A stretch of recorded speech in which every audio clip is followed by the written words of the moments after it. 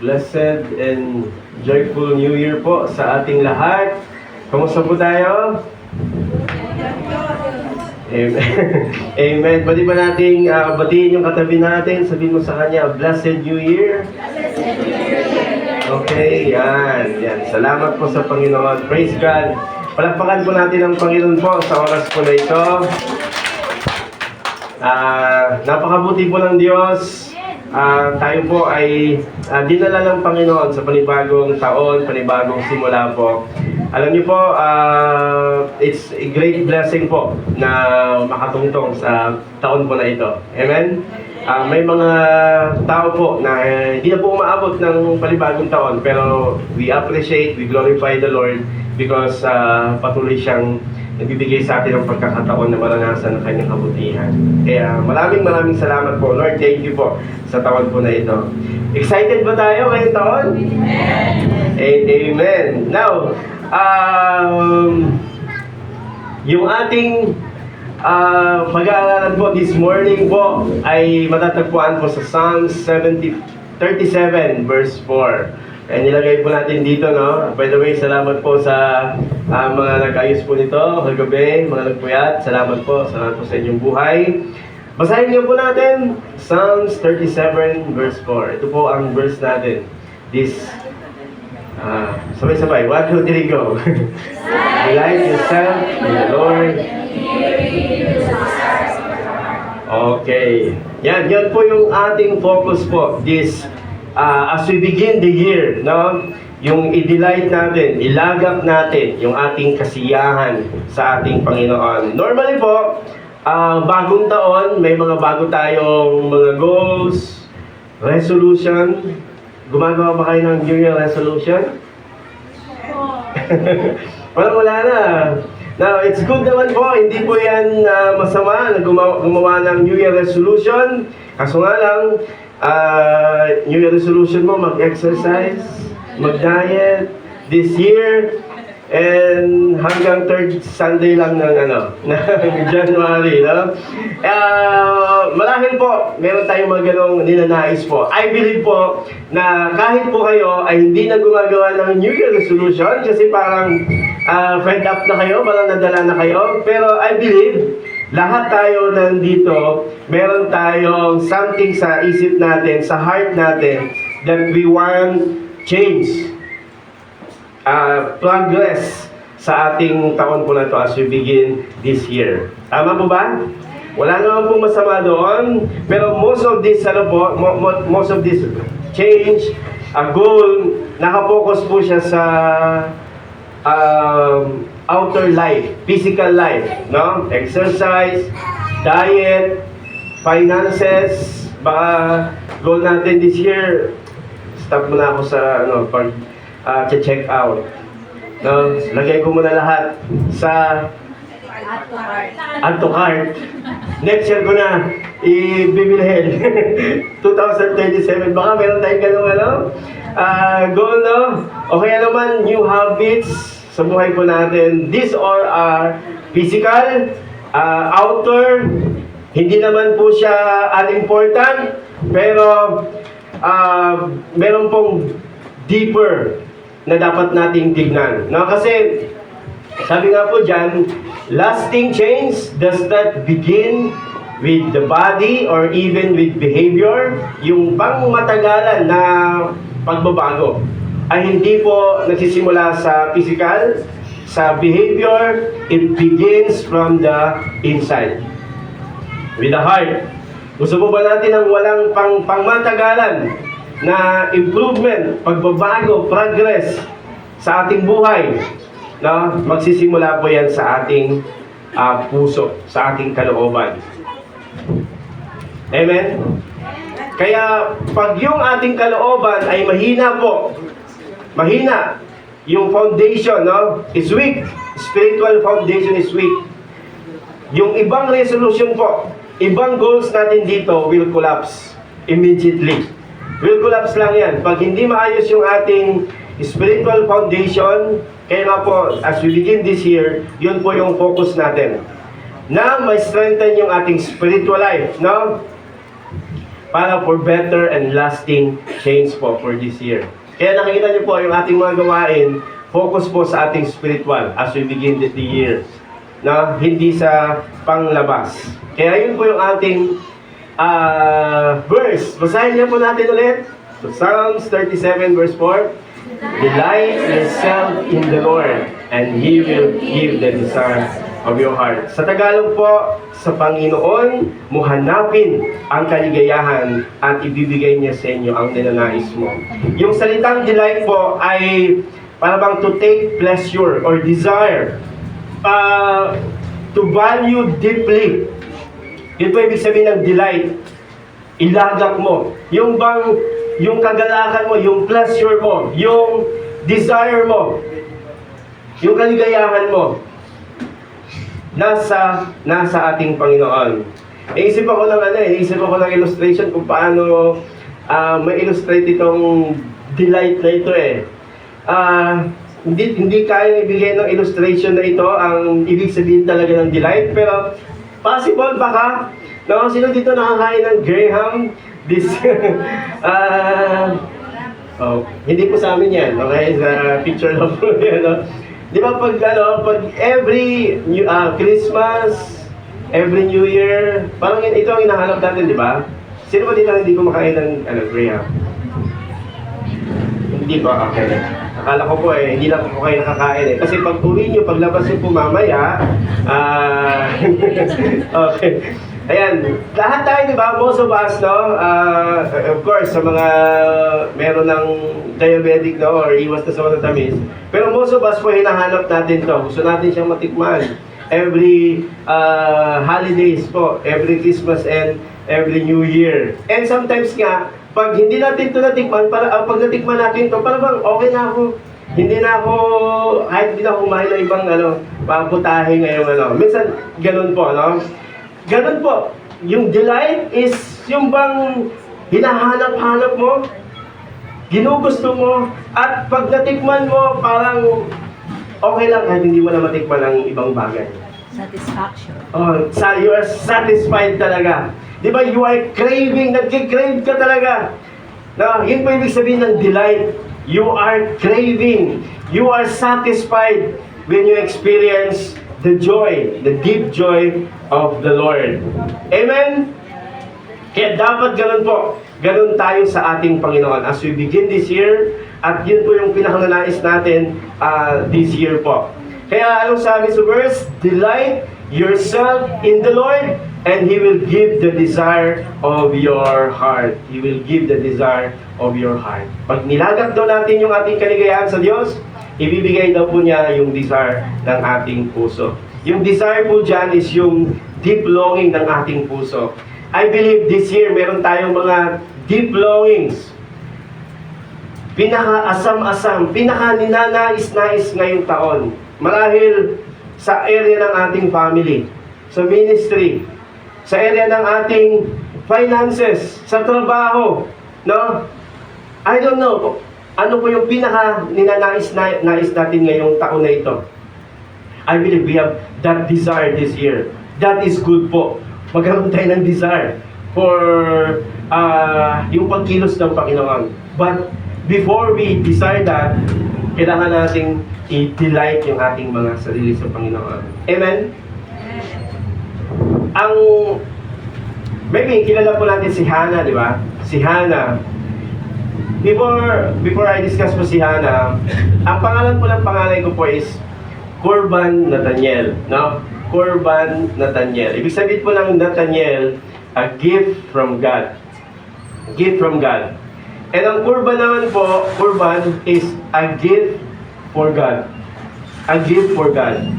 And nalala ko lang po si Hannah, kasi meron siyang desire. Anong desire niya po? Anong prayer niya?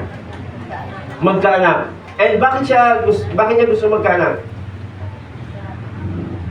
Bakit niya ba gusto magkaanak? Siyempre lahat naman ng di ba? Mostly po, mga babae gusto magkaanak. Pero bakit niya gusto magkaanak? Gusto niya magkaanak kasi gusto niyang makaiwas, makalaya doon sa yung pang-aasal nung niya, yung kanibal niya. Tama? Kasi nahiya siya. Iba, umiiyak siya sa Diyos na every year, pag pupunta siya sa temple, umiiyak siya sa Panginoon dahil gusto niyang maggantihan yung yung kalibal niya. That is his desire. Makalaya dun sa sa disgrace, kahihiyan. Kasi that time, of course, pag wala kang anak, parang pinabayaan ka ng Diyos. That is his desire, her desire. And habang pinag-pray niya ito taon-taon, and one point of her life, nag-pray siya, he delighted her heart to the Lord. Nagbago yung puso niya. Para bang nagkaroon siya ng desperation sa puso niya. At I believe si Hannah, as patuloy siyang nanalangin sa Diyos, patuloy siyang lumalapit sa Panginoon, nabago yung heart niya. At anong focus na ng heart niya? Hindi na yung blessing ni Lord. Ang blessing ay ang focus ng heart niya is yung gusto na lang Panginoon. Paano po natin masasabi? Kasi sabi ni Hannah, Lord, kung bibigyan niyo po ako, bibigay ko rin po sa inyo. Ibig sabihin, sa madaling salita, kung ibibigay niyo sa akin yung anak ko na Lord, okay lang po na kunin niyo po ito sa akin. Okay lang po kahit mawalan po ako. Nagbago, nag-twist yung heart ni Hannah. No? Why? Because he delighted her heart to the Lord. Of course, ginant ng Panginoon yon. Kaya po, as I meditate po yung Psalms 37 verse 4, actually, before the end of the year, piniisip-isip ko to. Binemeditate ko itong, nireflect ko itong Psalms 37 verse 4. At ito po yung aking, parang reflection dito, no? Kung nasa Diyos ang kaligayahan natin, ano man yung hingin natin at matatanggap natin yon, hindi natin yon ituturing na pagmamayari at ibibigay natin yon sa Panginoon. That is the meaning of this delighting of God. Meron tayong desire, and we totally surrender that desire to the Lord. Whatever will happen, bibigay mo ng Diyos, bibigay mo rin sa Panginoon. Hindi man ibigay ng Panginoon, it's okay. Because na-receive mo na yung pinaka-blessing talaga. Yung puso ng Diyos. Yung kagalakan na nararanasan natin sa Panginoon. Amen po ba? And nagkaanak po si Hannah? Nagkaanak po si Hannah. Ang anak niya po ay si Samuel. Kaya, pinanganak si Samuel, binigay niya po sa temple. Kaya si Samuel, ang pinakaunang prophet ng Israel, formally, no? Si Samuel, at tumanda talaga siya, great prophet of Israel. But, this is the blessing. This is the blessing. If you delight yourself in the Lord, He will give the desire of your heart. Binigay si Samuel. And then, binigay niya rin sa Panginoon. But si Lord, hindi rin po siya magpapahuli. Anong ginawa ng Panginoon? Binigyan pa siya ng anak. Ilang pa ang naging anak niya? Total of 6 yung naging anak pa ni Hannah. Kaya nga po, if we delight ourselves in the Lord this year, unahin natin yung kagalakan, ilagak natin yung ating kagalakan sa Panginoon, I believe po, God will give the desire of our hearts. Amazingly. Amen po ba? Amen. I believe na meron po kayong nilanais ngayong taon na ito. Kaya, delight yourself in the Lord. Pwede ba natin sabihin sa katabi natin, delight yourself in the Lord. At may bonus ka. May bonus ka palagi kay Lord. Si Lord, hindi siya palagi nagpapahuli. No? Now, kaya ngayon 2026, ano man yung pinakananais natin, ilapit natin yan sa Diyos. Pero ang pinakanaisin natin ay ang Diyos po mismo. Amen. Ang Diyos po mismo. Yun po ibig sabihin nun, delight yourself in the Lord. Ang Diyos po mismo. Now, paano natin gagawin yon? Yun po yung unang topic natin ngayon. Delight in God's Word. No? How to delight in God? In the Lord, delight in God's Word. No? Delight in God's Word. Okay, sabi dyan, Psalms 1 verse 2, but His delight His delight, ang kagalakan niya daw, is in the law of the Lord. And on His law, He meditates day and night. No? He meditates day and night. Paano tayo ilalagak yung ating kagalakan sa Panginoon? Anong dapat natin gawin? Dapat ilagak natin yung ating kagalakan, no, sa salita po ng Panginoon. This year, I believe na nagsisimula tayo sa pagbabasa ng Bible. Ewan po ba? Meron tayong goal sa pagbabasa ng Bible. Every year, as we start the year, sana po is buuin natin itong taon na ito. I believe po that the Word of God will sustain us. Delight in the law of God. At ang sabi po dyan, meditate, no? Meditate day and night. Day and night. Alam niyo po ba, yung pagbabasa ng Bible, kailangan po yan ng disiplina. No? To sustain our delight to God, we need discipline. Ano po ba yung discipline? The reality po, pag unang taon, pagbagong taon, excited tayo magbasa ng Bible. Tama ba? Bibili pa tayo ng marahil, baka may mga bagong notebook tayo. Tama, may mga bagong notebook tayo, bagong ballpen tayo. Di ba, may mga ganun tayo, para bang gold. Taon talaga to. O kaya bibili pa tayo ng Bible, no? Bibili pa tayo ng Bible. Pero, para magawa natin yon, tuloy-tuloy na pagbabasa ng Bible this year. Ako po, pang 12 times ko na po itong pagbabasa ng Bible. From Genesis to Revelation. So, kagaya nga po ng, sabi ko sa inyo, na-encourage ako ng 9 years old. 9 years old before. I think 2012 po yun. 9 years old. Nabasa na yung buong Bible. From Genesis to Revelation. Ano pa yun? Devotionally pa yun. That time parang 9 years old na ako. 9 years na akong Christian. Hindi ko pa nabasa yung Bible. Kaya na-encourage po ako. And sa pagbabasa ng Bible, the reality is, hindi tayo, palaging may gana sa pagbabasa ng Bible. Tama po ba? Naunahan tayo ng mga gawain sa buhay. Sa mga nanay, sa mga tatay, nagtatrabaho, sa mga estudyante, naunahan tayo ng mga dapat nating gawin. Kaya kailangan po natin ng discipline. Para masustain yung delight, kailangan natin ng discipline. Ang kagandahan lang po sa pagbabasa ng Bible, hindi ka talaga para bang mauuta. Sa pagkilala mo sa Diyos, hindi ka mauuta. Tama? Sa pagkain, ngayong holiday season, parang maraming pagkain, parang mauuta ka eh. Pero yung pagkain natin sa spiritual, hindi tayo mauuta sa pagbabasa ng Bible. Amen? Kaya, ano pong tip po? Bibigyan ko kayo ng tip. Para mabasa po natin yung buong Bible this year. Anong tip po? The best time to read the Bible. When? Morning? Sino dito sabing morning? Taas na kamay. Ayaw, morning. Afternoon. Evening. Di ba pag-evening parang kalahati, tapos tulog ka na, no? No? Pero alam niyo po, the best time to read the Bible is when you don't feel to read the Bible. The best time to read the Bible. If you don't feel to read the Bible, doon ka magbabasa ng salita ng Panginoon. And that is discipline. Yung disiplina kasi, gagawin mo kahit ayaw mo, kahit hindi mo gusto. Parang sa trabaho. Sa trabaho, papasok ka kahit ayaw mo. Pupunta ka ng maaga kahit ayaw mo. Tama mo ba? Kasi mayroong disiplina po sa trabaho. Pag absent ka, meron kang sanction, meron kang penalty. Tama? Dapat ganun din, disiplina. Pero, hindi natin gagawin yon dahil magagalit sa atin si Lord. Hindi natin gagawin dahil paparusahan tayo ng Panginoon.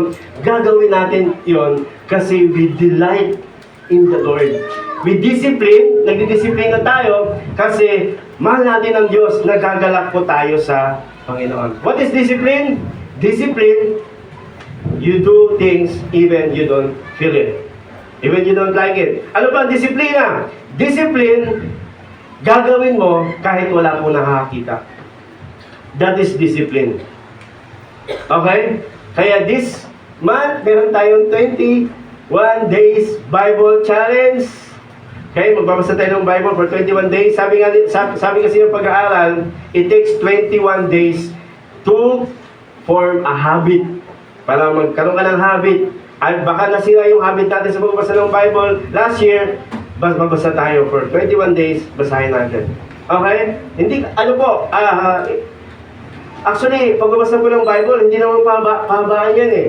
No? Kung magbabasa kayo ng 5 verses every day, it's okay. Basta tuloy-tuloy lang. No? Pero ito po ang guarantee. Pag nagtuloy-tuloy tayo sa pagbabasa ng Bible, lalo tayo mauuhaw, lalo tayo magugutom po sa pagkilala, sa pag-aaral po ng salita po ng Panginoon. Amen? Now, parang malungkot kayo okay, parang basta kauna-unahan pa parang may task na agad tayo Pero ito po, ito yung ano natin eh.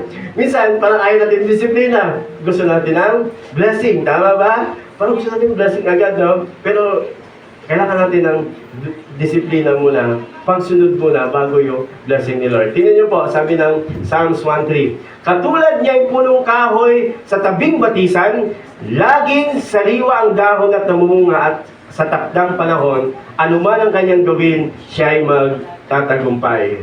Amen? Nagbabasa na ng Bible, meditate day and night, katulad daw po siya ng punong kahoy. Laging sariwa, no? Laging namumunga sa takdang panahon. By the way, tingnan niyo po mabuti, no? Tingnan niyo po mabuti. Laging sariwa ang dahon at namumunga sa takdang panahon. Sometimes po, pag nagbabasa tayo ng Bible, pag meron tayong pinagpipray sa ating buhay, hindi agad yan namumunga. Kasi ang bunga, dumarating sa takdang panahon. Ibig sabihin, kailangan mo talagang idig. Kailangan mo talagang diligan. Kailangan mo talagang magsika po para maranasan yung promise ng ating Panginoon. At ang sabi po dyan, anuman ang kanyang gagawin, siya ay magtatagumpay. Sino po dito gusto ng success this year? Amen. Gusto natin yun, no? Grabe talaga. Sino gusto natin ng prosperity, blessing this year, no? Ang kailangan natin gawin, delight in God's Word. Delight in God's Word. Alam niyo po ba, kung napapansin nyo lang sa Bible po, yung salita ng Diyos at saka success, magkaugnay po yan. Magkasama palagi. Tingnan nyo po. Di ba dito, Psalms 1:3, salita ng Diyos, meditate, tapos magtatagumpay ka. Joshua 1:8, ganoon din po. Huwag mong kaligtaang basahin ang aklat ng kautusan, pagbulay-bulayan mo iyon araw at gabi upang matupad mo ang lahat na nakasaad doon. Sa gayon, magiging masagana at matagumpay ang iyong pamumuhay. Ano daw pong secret ng tagumpay at masaganang pamumuhay? Yung pagbabasa po ng salita ng Diyos. Yung pagdidelight po ng salita po ng Panginoon. Kaya, delight in the Word means to discipline yourself, no? In reading the Bible, and ang result po, destiny. Destiny, katuparan, no? Tadhana. Naghihintay po ang tadhana na nilaan sa atin ng Panginoon. Yung tadhana, hindi yan target. Yung tadhana is a result of our delight in God's Word. No? Si Lord ang magtatadhana. Si Lord ang mag-reward. Hindi natin kayang ipursu yan. Nasa Diyos yan. Of course, sa mga salibutan, inaabot nila yan. Pero yung totoo talagang katuparan ng ating buhay ay nasa ating Panginoon. Kaya ano pong sabi ng Bible? Verse 4.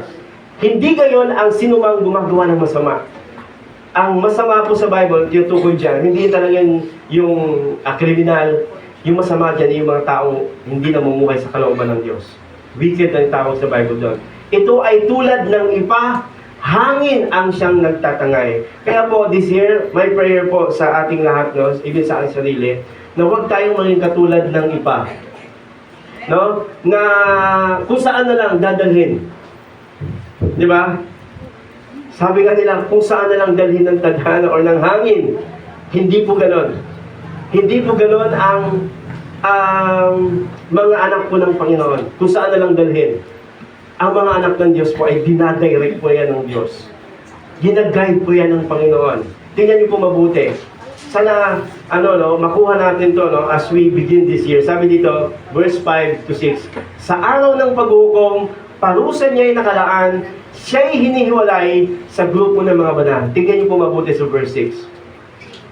Sa taong matuwid, si Yahweh ang pumapatnubay. Ngunit ang taong masama, kapahamakan ang hantungan. Tingnan niyo po mabuti. Tingnan niyo po mabuti mga kapatid. Contrast. Ang taong masama, katulad ng ipa. Walang direksyon. Walang naggagabay kung saan na lang dalhin ng hangin.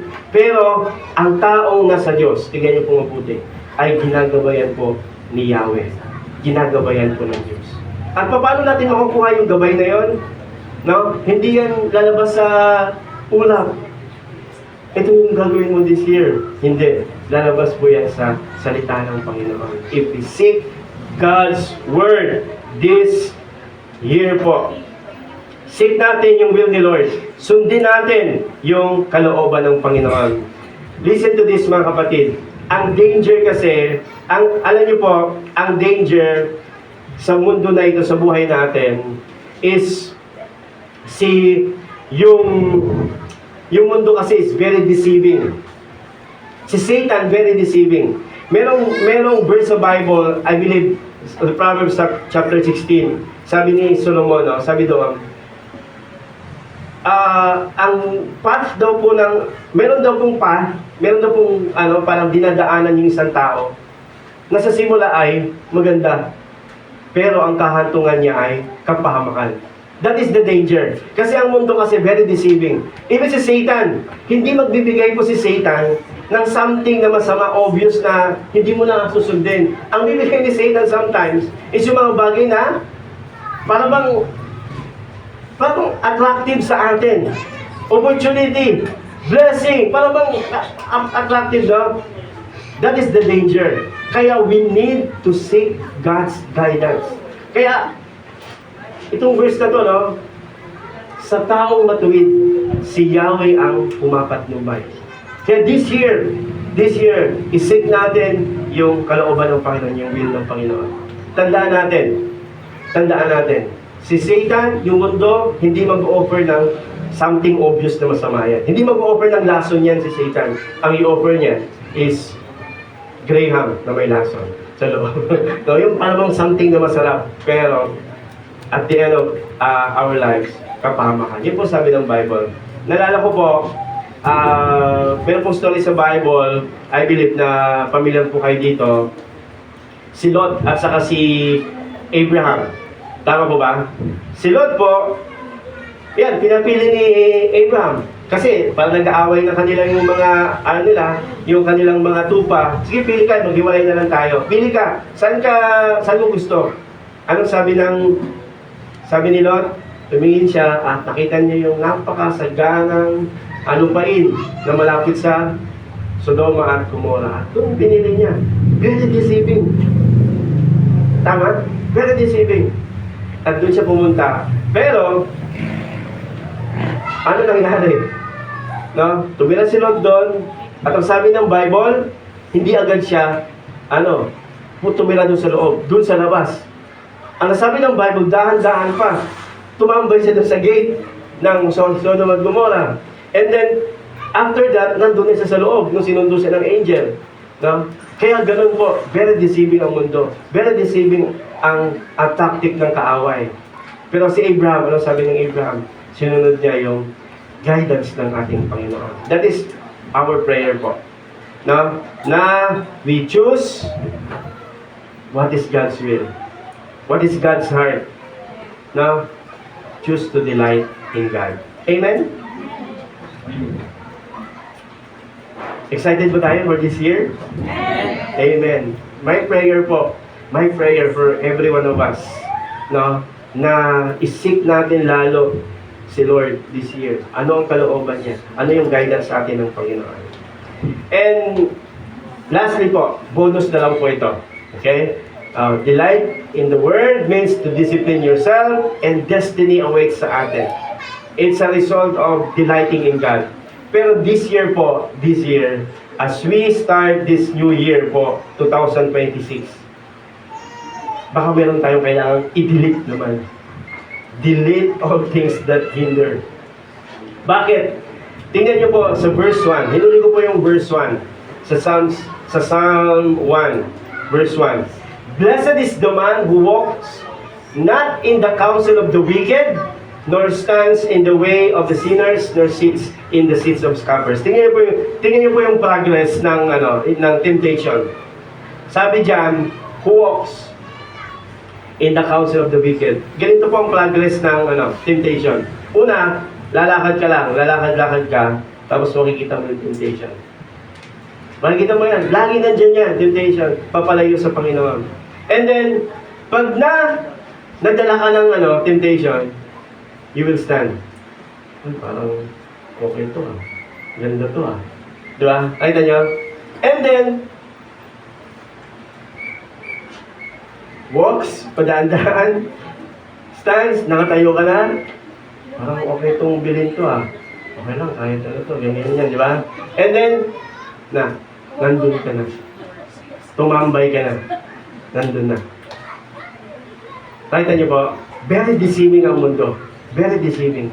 Pero, blessed is the man who walks not in the counsel of the wicked, nor stand in the way of the sinners, nor sits in the seat of scoffers. Kaya, ano man yung mga dinadaanan-daanan natin last year, ano man yung mga hinintuan natin last year na hindi maganda, ano man yung inupuan na natin last year, tinambayan na natin last year, na kailangan natin gawin is to delete all the things that hinders as we begin this year. Amen? I don't know po, ano po yung mga dapat nating i-delete this year? No? Last time po, nitong medyo walang pasok, kami, si Jen, nag-declutter ng bahay. Ibig sabihin, naglinis, inalis yung mga hindi na masyadong kailangan. Kaya malinis po bahay namin, walang laman. Hindi, joke lang. No? Ibig sabihin, inaalis natin, di ba? Pag mga holiday walang pasok, di ba? Nag-declutter tayo, nag-aalis tayo ng mga bagay na hindi na kailangan, di ba? Now, as we begin this year, ay i-delete natin yung mga bagay na hindi na kailangan sa buhay natin as we begin this year. Bakit po? Kasi pwede yung tambayan ng daga, ng ipis, mga kadumi ng ating bahay. Ano man po yung pwedeng nating i-delete? Na?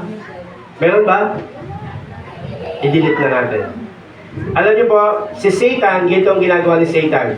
Satan constantly invites us to replay what we regret. Si Satan po, ganito ginagawa niya, strategy niya. Nire-replay niya, ano man yung bagay na kinalimutan na natin, pinagsisihan na natin. Nire-replay ni Satan yun para balik-balikan tayo. Alam niyo po, si Satan, wala siyang kapangyarihan sa future, sa hinaharap, sa kinabukasan. Satan does not has the power, knowledge, very limited. Ang ginagawa ni Satan, yung mga bagay sa nakaraan, binabalik niya, at parang doon tayo mamuhay. Yun ang ginagawa ni Satanas. Kaya, ano man po, past sins, mga nakaraan, mga pagkakamali, delete. Delete mo na yan. Past mistakes, pindutin mo na, delete na natin yan. Iwan na natin yan. Si Satan, gusto kang balik-balikan yan, pero wala na yan. Di ba sabi ng Bible, ang sino man ang nakay Kristo, wala nang pag-uusga. Nilinis na tayo ng Panginoon, kaya i-delete na natin yan. Past weaknesses, mga bagay na kahinaan natin, okay, dito mo na kayo tumingin. Okay, yan. Past weaknesses, mga kahinaan natin na para bang pinupolyo tayo, para bang dinidin tayo ni Satanas, i-delete na natin yan. Past moment we wish we could undo. Sana nagawa ko ito, sana nagawa to. I-delete na po natin yan. Ibigay na po natin yan sa ating Panginoong Kristo. Amen? Don't look back. Delete, delete, delete. One of Satan's most effective weapons against believers is not temptations toward future sin, but fixation, no? I-fix yung ating isipan sa ating mga past failures. These backward gaze products guilt, discouragement, and paralyze us. It drains the joy and weaken our faith. Kaya delete, delete, delete. Anong gagawin natin? Delight in the Lord. Delight in the Lord. Amen? Nandiyan ba kayo? Amen. Application po. Last na po. Ano dapat natin gawin is to read. This year, read the Bible, reflect sa Bible, reflect natin, magbasa tayo. By the way, wala pa ako nakikita ang Christian na nagbabasa ng Bible na nag-backslide. Wala pa. O nanghina sa sa talagang lumayo sa Panginoon. Magbasa tayo ng Bible. Not just read, but reflect. Basahin natin, reflect natin sa buhay natin. And record. Pwede ba this year, magsimula tayo ng bagong habit? Mag-record tayo? Ibig sabihin, isulat natin. Pwede ba this year, pwede tayo mag-take notes pag nagkikilig tayo sa salita ng Panginoon? Pag nagbabasa tayo in our devotion, i-record natin. And also, of course, we must willing to, ready to obey the Word of God. Amen? Ngayon po is our Holy Communion, and ang sabi ng salita po ng Panginoon, Hebrews chapter 12 verse 2, no? Si Jesus daw, nung dinaanan niya yung cross, yung destiny niya, no, doon sa cross, sabi, punong-puno daw po siya ng kagalakan. Because yung pagsunod ng ating Panginoon is yun yung pinakakalooban ng Diyos. Kaya as we enter this new season, new year, let us delight in the Lord. Okay po, let us pray po. Pray tayo. Tayo po lahat ay yumuko at manalangin.